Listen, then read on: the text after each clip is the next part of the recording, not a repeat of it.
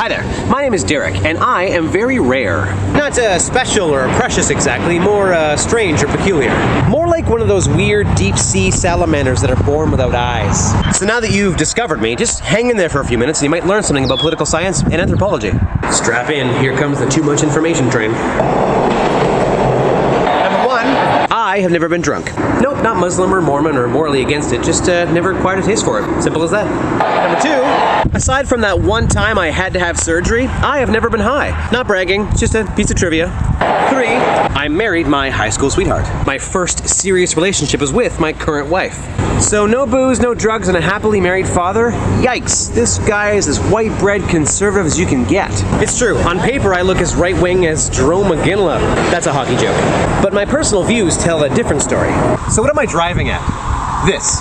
Firstly, the alcohol thing. Just because Hooch and I don't hang out doesn't mean that we're enemies. And sure, my marriage may be as traditional as a Norman Rockwell painting of an apple pie, but I still believe that everybody should have the right to get married. Marriage equality is very important to me, even though I've always had it. My position on pot. Although I personally have no use for pot, I happen to know a lot of people that actually do. And they're not hardened criminals or dangerous to society, they're just people, humans with like businesses and jobs and mortgages and stuff. So decriminalizing it just makes sense from pretty much any way you look at it. I mean, really, if you're going to spend time and energy to try and make sure pot doesn't get legalized, why don't you just get all your friends together and circulate a petition to get scented candles banned? So what's the story with this guy? Is he a liberal? Is he conservative? What? Well, I'm neither. And neither are you. Every conservative has things they're liberal about, and vice versa. Because even those concepts change over time and geography. For example, a conservative in Vancouver, BC might look and feel a little differently than one in, say, Calgary, perhaps.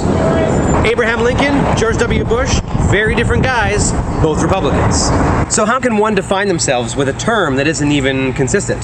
So when you take a stance either for or against anything and you say stuff like, all those left-wing lunatics or all those fascist conservatives, not only are you weakening your own argument, but you're also oversimplifying all of us. Painting a bunch of people with the same brush just holds humanity back. Here are just a few reasons why. A, you'll ignore people who make sense. B, you'll agree with people who are idiots. And C, you'll actually vote for somebody who will make your life worse. Disagreeing with somebody that you happen to vote for doesn't make you wrong. It makes you credible. Humanity is made up of over 6 billion opinions. Splitting us up into 2 teams, the red side and the blue side, is a disservice to our entire species. So if you're a card-carrying member of any political party, here's what you can do with that card.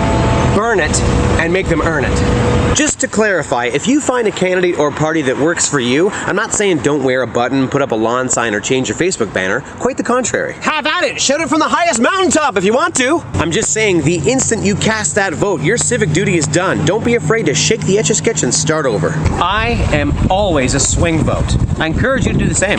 It's very freeing. How many times do we need to really learn the lesson that blindly following any political party without asking some serious questions is dangerous? So left-wing, right-wing, liberal, conservative, Democrat, Republican, red state, blue state, these are all just fabricated barriers we've made up to keep us arguing, deny our similarities, and exaggerate our differences. So how about we clean out our ears and open our minds and build some bridges across these chasms that we've unnecessarily created?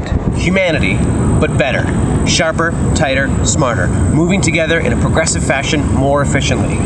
Civil communication can make that happen. I'm Derek in Canada. This has been a Squirrel's Eye View.